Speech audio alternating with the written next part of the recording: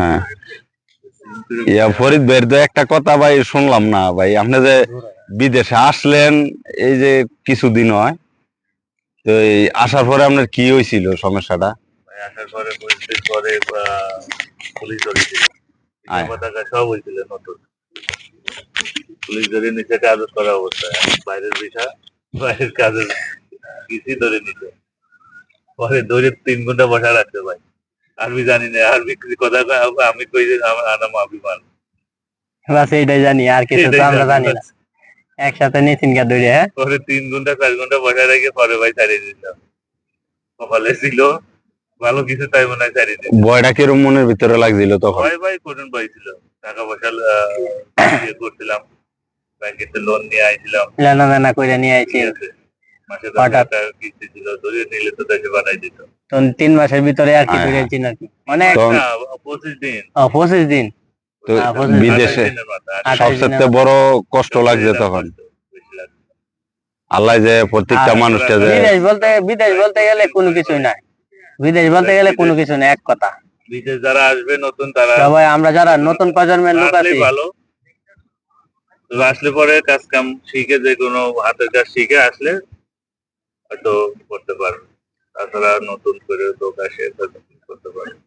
বিশেষ কথা হইছে যারা নতুন প্রজন্মের লোক আছে, যারা নতুন আগ্রহী আছে বিদেশ আসার জন্য, এরা নিজস্ব কাজ, হাতের কাজ জানা শোনা থাকলে এরা মোটামুটি বিদেশ আসলে একটা কিছু করে খাইতে পারবে বা ফ্যামিলির একটু শান্তি আসবে। এছাড়া যা আপনি আসবেন বিদেশ যাইলে আমরা টাকা রোজগার করতে পারবো এরকম অনুভূতি নিয়ে আসলে কোনো কিছু করতে পারবেন না বিদেশ।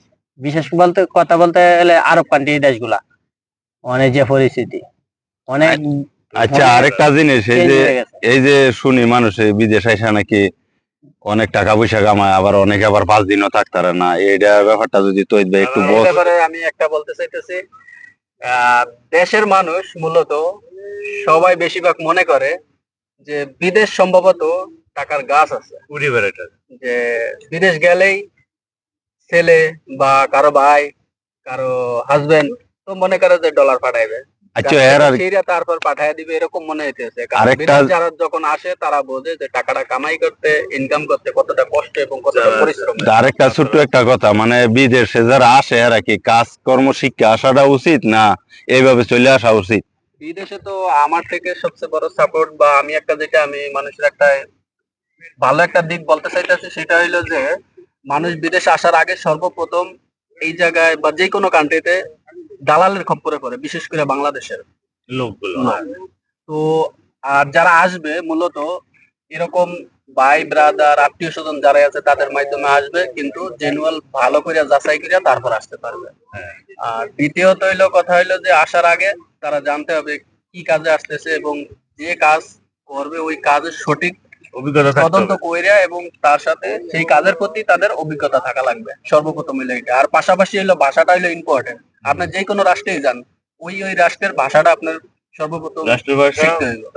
তাহলে মনে করেন আপনি যে কোনো রাষ্ট্রে যান, অন্ততপক্ষে আপনি টাকা ইনকাম করতে পারবেন, এবং টাকা ইনকাম করার ইংলিশটাও শিখতে হবে বরাবর করে। পাশাপাশি ইংলিশ তো অবশ্যই শিখতে হবে। ইংলিশ হলো ইন্টারন্যাশনাল, এটা যে কোনো রাষ্ট্রে যে কোনো জায়গায় যাইবেন ওইটা দিয়ে আপনি চইলা খাইতে পারবেন। ভাই আপনার এই কথাটা শুনে অনেক ভালো লাগলো, কারণ আমি তো অনেক সময় কান্না করে দিতাম যখন বাসা টাসা না জানতাম, হয়ে আসলাম আমি বিদেশে, আমার কাছে এরকম লাগতো। আমি বিদেশ যখন ফার্স্ট টাইমে আসছি, তখন আসার সময় আমি 3 জায়গায় আমার চাকরি মানে ক্যান্সেল হয়ে গেছে, শুধু ভাষার কারণে, আর কোনো কিছু কারণে না, শুধু ভাষার কারণে। হয়তোবা আমি সর্বপ্রথম চাকরি পেয়েছিলাম সুপার মার্কেটে, ওই জায়গায় আমি 3 দিন চাকরি করছি, তারপর একদিন করছি হলো ফার্মেসির একটা ফ্যাক্টরিতে। নেওয়ার পরে তারা বলে কি আর আমি করি কি এবং তাদের উত্তর দেই কি, এর সাথে অ্যাডজাস্ট না হওয়ার কারণে আমারে 2-3 দিন রাখার পরে আমারে ওই জায়গা থেকে বের করে দিছে এবং বলছে যে তোমার চাকরি কাল থেকে নাই। তখন মনে অনেক কষ্ট লাগছিল না? হ্যাঁ, কষ্ট তো অবশ্যই লাগবে, কষ্ট লাগারই কথা। এই জায়গায় কষ্ট তো যে কোনো মানুষ, আপনি দেখেন যে কোনো মানুষ আপনার যে কোনো একটা ভালো একটা কাজের সময় বা আপনি টাকা ইনকামের সুযোগ হয়েছে, তখন আপনি দেখতেছেন, ফিল করতেছেন যে আপনি এই জায়গায় আসছেন, ভালো একটা চাকরি পাইছেন। তো ওই সময় দেখা গেছে আপনি 2-3 দিন বা 15 দিন বা 10 দিন কাজ করছেন, ওই সময় আপনার বইলা দিল যে আপনার চাকরি আগামীকাল থেকে চাকরি নাই। তো তখন ওই সময় আপনার তো সর্বপ্রথম অনেক কষ্ট লাগবেই। আপনি তো মনে হয় খুব ভালো সেটেল হইতে পারতেন যদি আপনার এই সময় চাকরিটা থাকতো। হ্যাঁ আলহামদুলিল্লাহ সেটেল হইতে পারতাম, আলহামদুলিল্লাহ এখনো আছি, আল্লাহর রহমতে ভালোই আছি, সেটেল অবস্থায় একটু বলতে টাইম গেলে হয়। নিছে। তো এই জন্য কি অনেক পরিশ্রম করা লাগবে, নিজেকে পরিশ্রম গইরা আর কি এই পর্যন্ত আসা। আর যারা নতুন নতুন সময় যারা এই পরিশ্রম এবং এই ধৈর্যটা যদি না থাকে পারবে না। তারা পারবে না কোনো সময়। ধৈর্য এবং পরিশ্রম হলো মানে টাকা কামানোর মূল চাবিকাঠি। এইটা যে না পারবে সে তার জন্য বিদেশ করা সম্ভব হবে না। টাকা কামাইতে হলে অনেক পরিশ্রম করতে পরিশ্রম হবে। করা লাগবে, ধৈর্য ধরাটা হয়েছে ধৈর্য ধরাটা হলো important। ধৈর্যটা হইলো ধৈর্য সব। ধরতে হইব। আর একটা কথা কি, একটা কথা কি, আমার পাশের লোকে এত টাকা কামাইতেছে, আমি এত কম টাকা কামাইতেছি, এগুলা মাথাত নিলে আপনার বাহিরে করার দরকার নাই, আসারই দরকার নাই।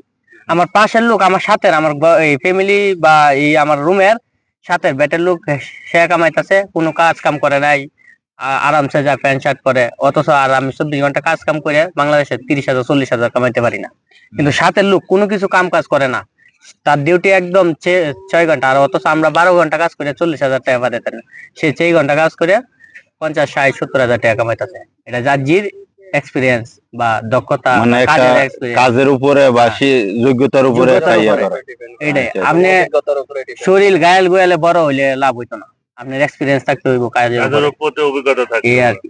তো 5 বছর ধৈর্য 5.5 ধরে করতে বছর হবে, শিখতে হবে, তাহলে বিশেষ- অভিজ্ঞতা আসবে। বিশেষ কথা হয়েছে, প্রবাসীরা দুইটা টাকা নিয়ে ক্যাশ করতে চাই, তাহলে সব দিক দিয়ে না বলতে হইব সবাইকে, আত্মীয় স্বজন বিশেষ কথা হয়েছে, সবাইকে না বলতে হইব আমি আমার কাছে কোনো টাকা নাই।